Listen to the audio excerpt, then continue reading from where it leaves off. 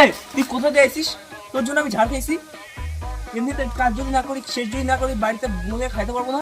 ওইসব কথা ছাড় ভাই, কথা হচ্ছে যে এই কাজ করে তোর মালিক তোকে কত টাকা দেয়? কেন 10,000 টাকা দেয়? আমার কাজ করবি তুই, 30,000 টাকা দেবো, 30,000 টাকা মাসে। কেন করবো না? 10,000 টাকার জায়গায় যদি 30,000 টাকা পাই।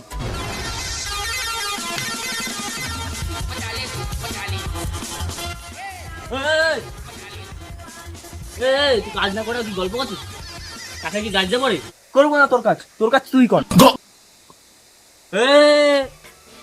আরে ভাইপো, হ্যাঁ সকালবেলা কাজ করতেছিস না মোবাইলে? হ্যাঁ কাজ খুঁজছিলাম একটা। করবি কাজ? হ্যাঁ হ্যাঁ হ্যাঁ বাদ দেবো, তোর আমি 15,000 টাকা মানে দেবো। 15,000। হ্যাঁ হ্যাঁ আমি রাজি রাজি। যা চল, চল কাজ করতে দে।